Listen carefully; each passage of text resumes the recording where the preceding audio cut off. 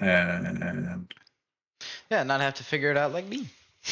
yeah, financial stuff in general, like the stock market.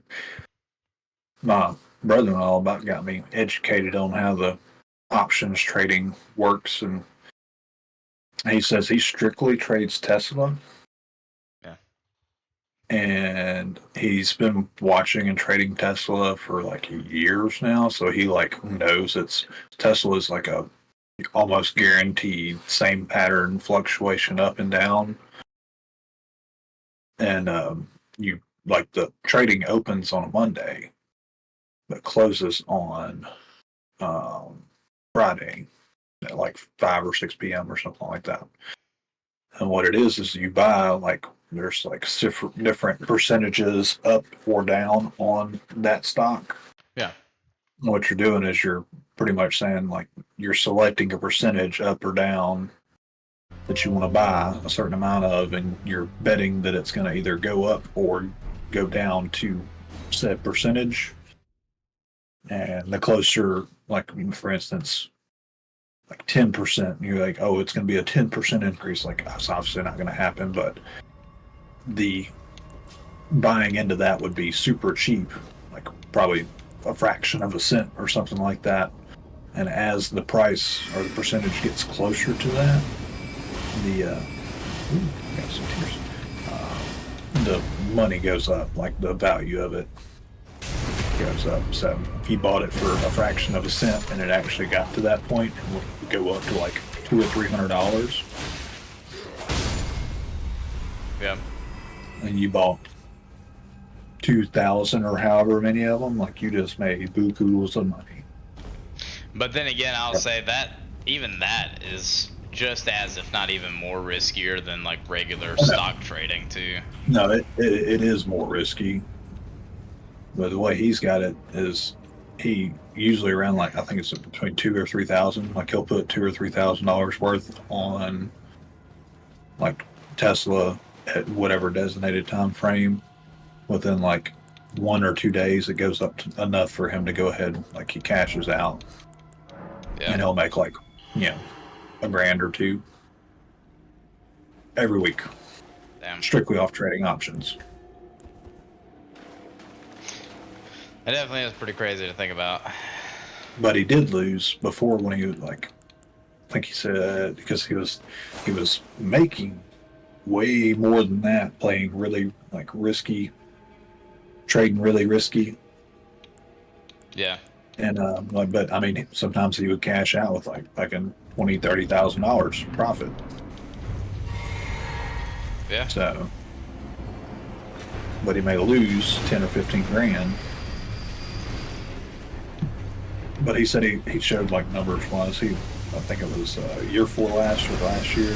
He was playing risky. He lost roughly around $80,000. Damn.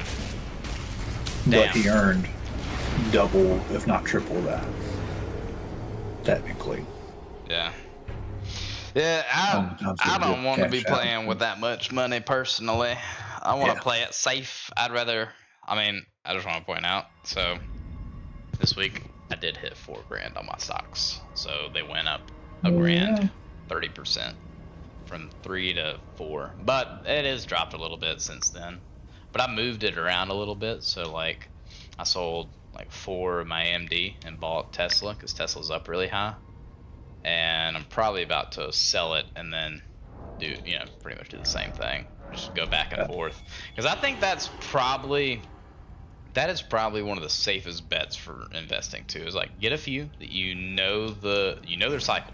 You know it. I know it. I know exactly. I can tell you AMD is going to be at the highest it'll be on Black Friday, and then it's going to drop for the holidays. I don't know why, but that fucking happens. It'll drop during the holidays, be really low, and then right before taxes hits, it'll be at the highest it's ever been. Was it 2 times? And so Black Friday, I'll sell that shit, and then I'll sell it again, during the, during spring break.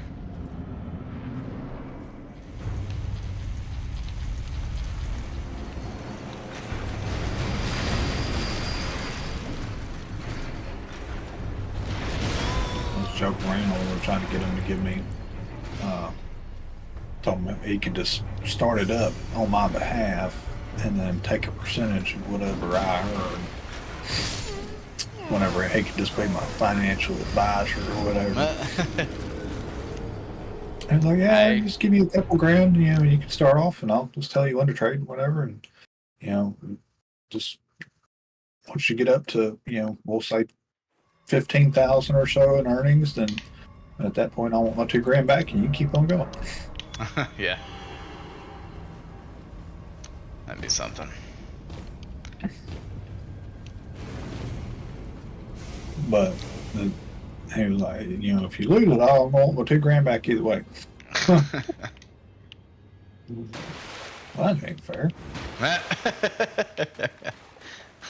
Yeah, he all like tells you how to lose it. Yeah. He's like, hey, yeah, so you need to really get rid of it now. It's like, oh, okay, you can do, and it's like, ah, oh, fuck, what'd you do that for?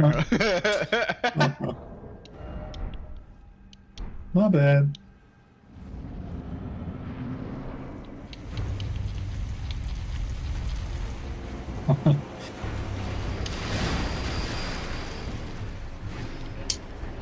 Ever get some good money though, for real.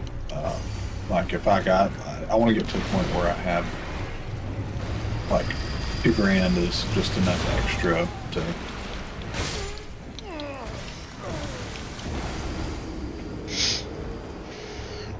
just to play on, you know, like be to a point where losing $2,000 is not detrimental, you know, I guess. Isn't that a crazy thought? Yeah. To think, because I'm gonna be honest with you, it's gonna be a very long time before I get there. I feel like, because I'm also different with money than most people are. Like most people, with how much I have in my savings, would probably feel that way already. I definitely fucking don't. Hell no. And I think it's because I have been poor. Like I definitely really do believe that makes a huge difference. Is like, for sure. If you've actually hit really low lows before, then you want to hold on to that shit really well. Whereas like, if you haven't, well then why would you hold on to it, kind of thing. I think it's money like flowing. Like you got, I used to be like that. So I'm gonna save everything, which, you know, granted, saving's not a bad thing. But at that point, you know, a lot of like financial advisors are like, oh, well, that money's not making you any money. But it may not be, but it is sure nice to know that I have that just in case of like a critical emergency or whatever the case may be. Right. But,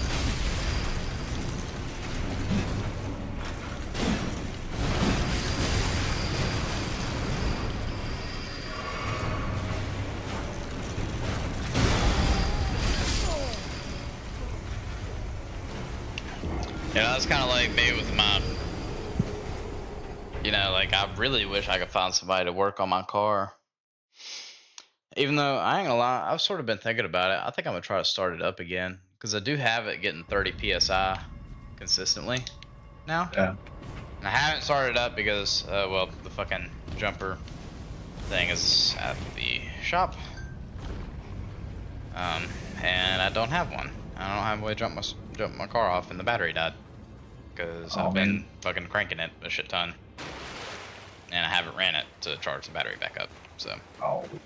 Speaking of that, I fired the Ranchero up today and spun it around. It was so the bed will collect water if, you know, it's at a slight decline, like nose down, and it had a bunch of water in the back of it. So I had to spin it around, but the battery on the Lincoln has not. I haven't fired that thing up in forever, and I was surprised that battery was still holding like full charge. Very impressed with that battery. It's a Continental. Yeah. Shit. The battery that's in there. I mean, I say that it died, but like, I want to also say like, it's not like it died because it's low, like it's a bad battery or nothing. It's fucking been that. It's like I haven't ever had any issues out of that battery. It's 4 years old now, and in all honesty, you might now, because a lot of times batteries, once they, you know, like they'll do fine until you get to, like, if they fully discharge after they're that worn, you'll start having issues out of them or whatever. Shit, even if, like, I mean, I have had it die before. So for a year that I had the battery, and I thought this would kill it, I like had to constantly push start my car. I don't know. I guess that was before I got that new battery. Never mind. I'm bullshitting you. Okay. Well. Yeah. Yeah, I might have to cut you short. I'm over here thinking about the bathroom. It is right, almost 11 o'clock, though. Coffee kicking in. Alright, man. I'll ask you, I guess, in the morning. Hey.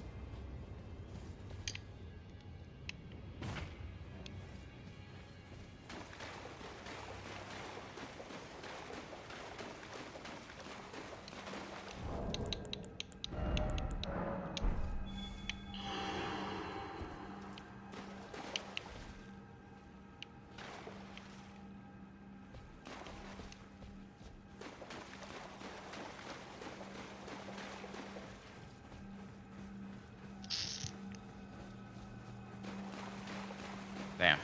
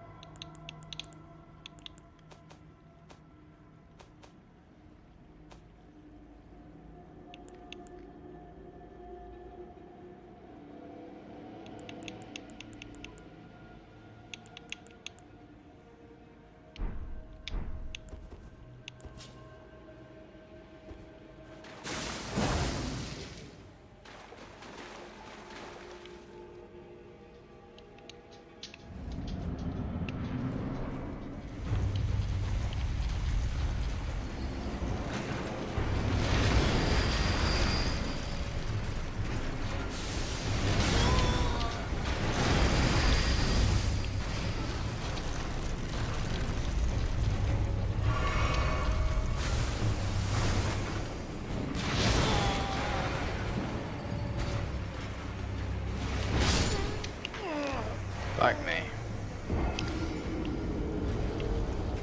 Well, just lost all those coins. Oh, man.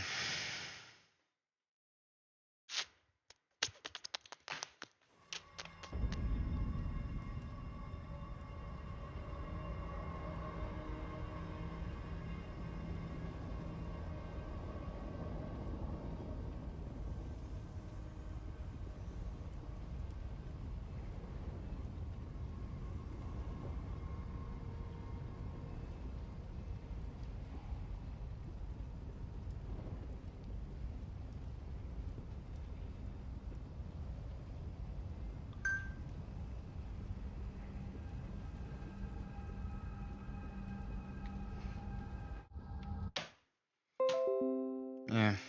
No, I don't think I really got it in me to play anymore.